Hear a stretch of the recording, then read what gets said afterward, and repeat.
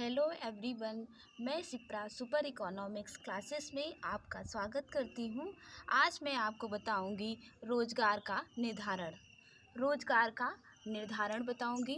Keynes ने बताया कि एक स्वतंत्र उद्यम वाली अर्थव्यवस्था की सामान्य दशा पूर्ण रोजगार संतुलन की नहीं बल्कि न्यून रोजगार संतुलन की होती है। उन्होंने जनरल थ्योरी में उन घटकों का विश्लेषण किया जो अर्थव्यवस्था में आय एवं रोजगार स्तर को निर्धारित करते हैं, और कीन्स ने अपने प्रतिपादन को रोजगार का सामान्य सिद्धांत कहा। उनके अनुसार क्लासिकल सिद्धांत उसका केवल विशिष्ट रूप है। कीन्स के अनुसार अर्थव्यवस्था में रोजगार का स्तर कुल उत्पादन होगा, रोजगार की मात्रा भी उतनी ही अधिक होगी, और उत्पादन जितना कम होगा रोजगार की मात्रा भी उतनी ही कम होगी। कुल उत्पादन मात्रा प्रभावपूर्ण होगी, मांग होगी की मात्रा पर निर्भर करती है। अन्य सरल शब्दों में हम कह सकते हैं कि रोजगार की मात्रा प्रभावपूर्ण मांग पर डिपेंड करती है। यदि बेरोजगारी को दूर करना है तो प्रभावपूर्ण मांग में वृद्धि की जानी चाहिए। इस तरह प्रभावपूर्ण मांग कीन्स के रोजगार सिद्धांत का प्रभाव बिंदु है। प्रभावपूर्ण मांग सामान्य बोलचाल की भाषा में मांग का अर्थ होता है इच्छा।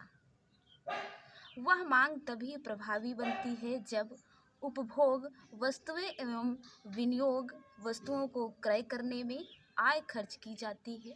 कीन्स ने प्रभावपूर्ण मांग शब्द का प्रयोग रोजगार के विभिन्न स्तरों पर वस्तुओं एवं सेवाओं की समस्त मांग को व्यक्त करने के लिए किया है। रोजगार के विभिन्न स्तर समस्त मांग के विभिन्न स्तरों को प्रकट करते हैं। रोजगार का स्तर ऐसा भी हो सकता है जहां समस्त मांग समस्त पूर्ति के बराबर हो। यही प्रभावपूर्ण मांग का बिंदु है। कीन्स के शब्दों में समस्त मांग फलन के जिस बिंदु पर समस्त पूर्ति फलन उसे काटता है उस बिंदु पर समस्त डिमांड का मूल्य प्रभावपूर्ण मांग कहलाता है। ओके। समग्र मांग।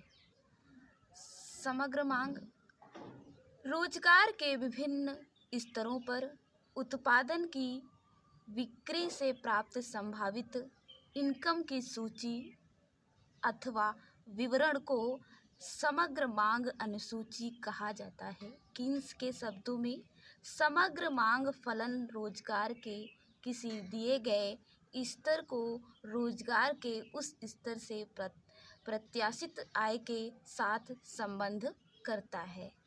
जैसे कि हम आपको बताएंगे कि 2 लाख व्यक्तियों को सेवा नियुक्त किया जाना है तो समस्त मांग कीमत प्रत्याशित बिक्रीगत 2 करोड़ रुपया है, और 5 लाख व्यक्तियों को काम करने पर लगाया जाता है तो 26 करोड़ रुपए हो जाती है आय।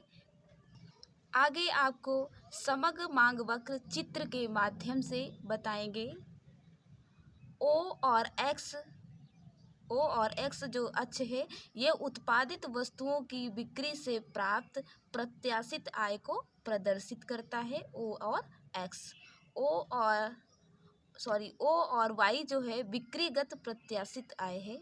ये उत्पादित वस्तुओं की बिक्री से जो आय प्रदर्शित करता है ओ और वाई अक्ष प्रदर्शित करता है। ओके। ओ और एक्स जो अक्ष है ये रोजगार का स्तर है। ओ और एक्स अक्ष रोजगार में जो लगे हुए श्रमिक की मात्रा को प्रदर्शित करता है। जो आपकी ए और डी कुल रेखा है ये समग्र मांग रेखा है। ए ओ अक्ष से है स्टार्ट है और ए डी से है ये रेखा किसको प्रदर्शित करती है? समग्र मांग को प्रदर्शित करती है, जो मूल बिंदु ओ से प्रारंभ होकर के नीचे से ऊपर की ओर बाएं से दाहिनी की ओर जाती है। ये रेखा मांग वक्र समग्र मांग को प्रदर्शित करती है। ओके। जो रोजगार की ये बिक्रीगत आय की और उल्लेखनीय जो आपकी AD वक्र में तेजी से ऊपर की ओर जाती देखिए प्रदर्शित हो रही है। ओके, जो आपकी AD1 है, A और D1, AD1 रेखा ये O अक्ष से ही प्रारंभ होती है और ये ऊपर उठ करके AD हो जाती है। ये प्रभावपूर्ण मांग को प्रदर्शित करती है। ओके, अब नेक्स्ट आपका है AD, OH से रेखा ये प्रारंभ होती है, A और D2 रेखा है।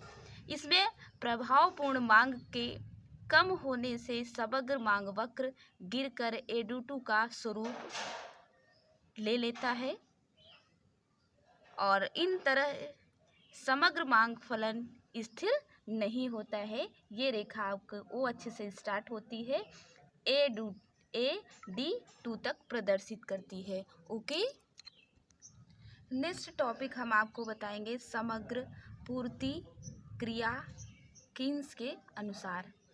कीन्स ने एक निश्चित रोजगार में संबंध समग्र उत्पादन की प्रत्याशित मौद्रिक लागत को समग्र पूर्ति लागत में संज्ञा दी है।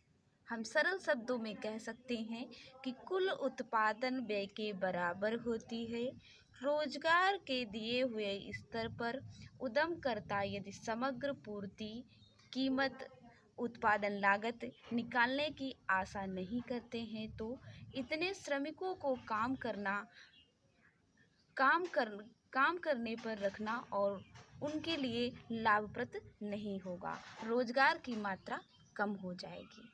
प्रोफेसर कीन्स के अनुसार अर्थव्यवस्था के सभी उद्यमी श्रमिकों की एक निश्चित संख्या को जब सेवा नियुक्ति करते हैं तो श्रमिकों द्वारा उत्पादित कुल वस्तुओं को बेचकर उन्हें उतनी कुल संभावित राशि अवश्य प्राप्त होनी चाहिए ताकि वे श्रमिकों को काम पर लगाए रखें।